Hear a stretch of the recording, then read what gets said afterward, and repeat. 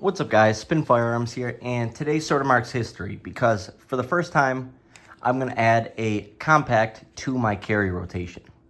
And that's simply because I believe this handgun is just that good. And if you guys remember, a couple months ago when I reviewed the original Echelon, I said they need to come out with a compact and a subcompact.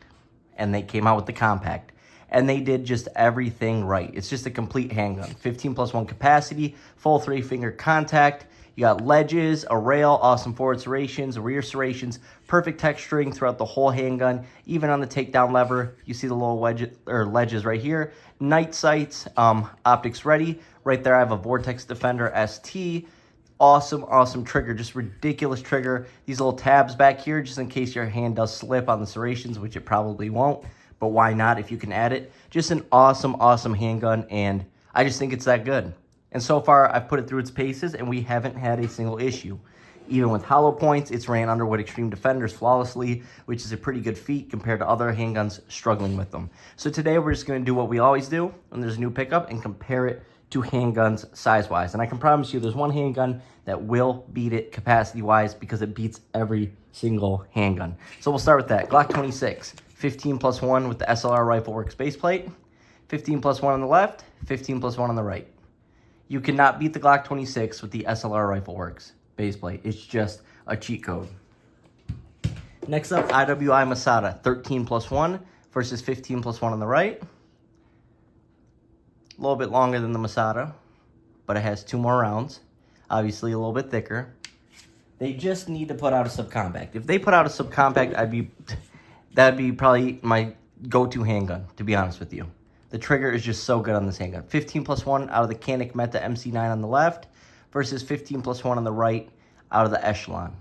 Obviously, the Meta MC9 is thinner. And what would this video be without an appearance from the Grip Zone? The Grip Zone. 9+1 of 45 ACP from the same company, Springfield Armory. 45 on the left, like I said, 9 on the right. A difference of 6 rounds. Glock 43X with a base plate that's a +0, but for some reason it adds +1. Therefore, 11+1 on the left versus 15+1 on the right. And just awesome ergonomics. I mean, it's just such a good feeling handgun. It's absolutely ridiculous. And obviously we're cleared in safety check, but this trigger is just crisp and it just racks like butter. It's literally feels like a competition handgun or like a super expensive 2011. Beretta PX4 Storm, 13+1 versus 15+1 on the right out of the Echelon compact. But like I said, if someone came out with the subcompact grip module, it's game over. I mean, it's just Springfield has done such a good job with stuff like the Hellcat Pro right here, 15+1 on the left, 15+1 on the right. And stay tuned because I will have a comparison video where I shoot them back to back. And the results were actually pretty interesting. 15+1 on the right, 15+1 on the left. Right here, really interesting. This is 30 Super Carry. This is a $250 handgun. It's a Smith & Wesson Shield Plus, like I said, in 30 Super Carry. Still has that awesome Shield Plus trigger on it. Like I said, $250 because no one has a 30 Super Carry. 13+1 on the left, 15+1 on the right. So ridiculous capacity out of the 30 Super Carry handgun. That's why I don't understand. No one is going to it. It's like everyone's answer why they don't carry a 40 or a 45 or a 10 millimeter or 357 SIG is you get more capacity with 9 and you get good power. Well, this is the same ballistics as 9, but you get even more capacity. So it literally makes 0 sense why people don't jump over to something like this. People are just D-riders for 9mm. It just is what it is at this point. It's a little ridiculous. That's why you see everything on this table. We already saw a 45, and right here's the 357 SIG. 9+1 of 357 SIG on the left, 15+1 of 9mm on the right. Out of a Glock 33 on the left, if you're wondering.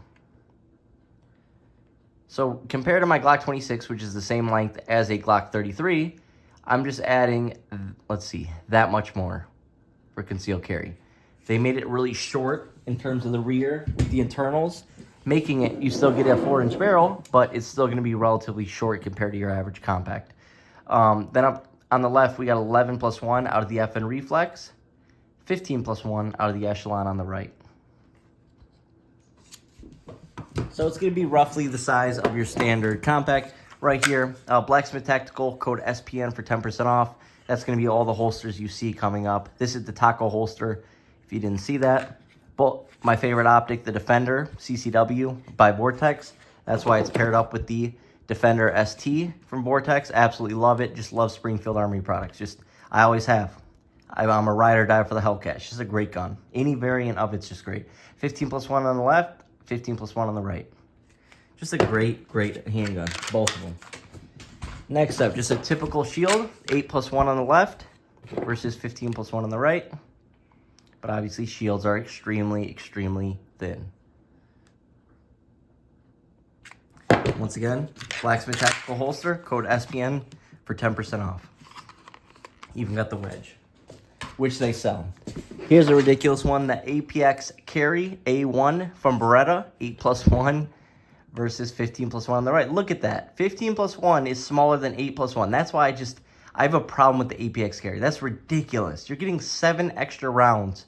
I get the thickness and all that, but they could have made this more capacity for its size. I just don't understand it.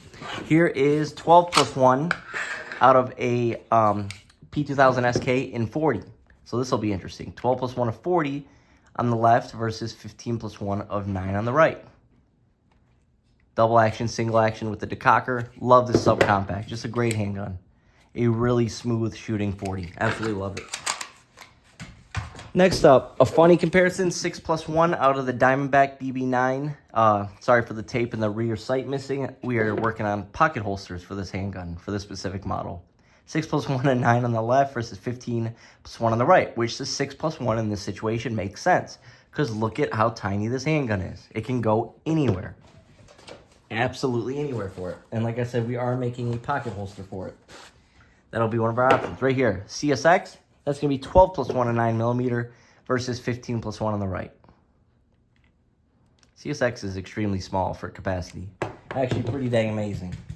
Next up, one of my favorite handguns. And this is in a FN509C holster because it uses the same exact pattern as my FNS 9C. Same mags as well. So that's 15+1 versus 15+1 on the right.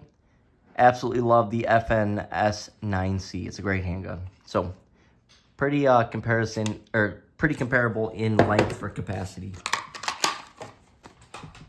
CZ P10S, 12+1 of 9mm versus 15+1 on the right. Pretty comparable. Awesome handguns. Now imagine if they made the Echelon with that shorter grip. Give us that same 12+1 capacity as the CC P10S. You don't have to sell it like that, but at least sell us the grip modules, you know? What would this dang video be without another visit from the Grip Zone, the Mod 2, 13+1 of 9mm. So obviously brother handguns right here. 15+1 on the right, 13+1 on the left. So it beats its own brother. Two awesome handguns. Absolutely love the Mod 2s. I give them a lot of crap for the Grip Zone, but everyone does, but it's actually a pretty good handgun. Right here, one of Ruger's best handguns they ever released, the Ruger SR9C, and it was affordable to your average person, and I wish they'd go back to that because this is built 10 times better than the Security series. I don't know why they ever left it. Obviously for making money. The cheaper handgun you make, the more money you make off of it. But this handgun, I promise you, had much less returns and sendbacks and that whole sort of thing. So 10+1 on the left versus 15+1 on the right. And it does come with a 17-round mag, which is actually pretty cool. It's cool to see subcompacts come with other size mags. Here's another brother handgun, but unfortunately, they left it bare this time. The Mod 3. And this one, I believe, is 16. Yep, 16+1. So very comparable handguns when you're shooting them, and the Echelon is much smaller. But as you can see, the Echelon is just more slimline all around, slide height, everything. But two awesome handguns. And right there, I have the Wolf X Pro mounted on there from Sealy. Last but not least, a Glock 23, which you can basically, and this is also a Blacksmith Tactical holster with the Tough Clip. Great holster. Works really well for concealing compacts. That's why I specifically got that clip. But this is 13 plus 1 of 40, or you can basically count it as 15 plus 1 of 9mm for a Glock 19, which is the same size. I love this handgun. One of my most shot handguns as of recent. Love it. Basically the same exact size. So a Glock 19 in length is going to be the same size, but the big difference is that grip. This is a large back strap on there, and it just fits your hand so well. Feels so good in the hand. Pretty comparable in size overall. Reliability is there for the Echelon. The Echelon is just a great system. So hope you guys enjoyed the video. Let me know your thoughts on the Echelon 4.0. Do they need to make the subcompact? Thanks for watching, guys.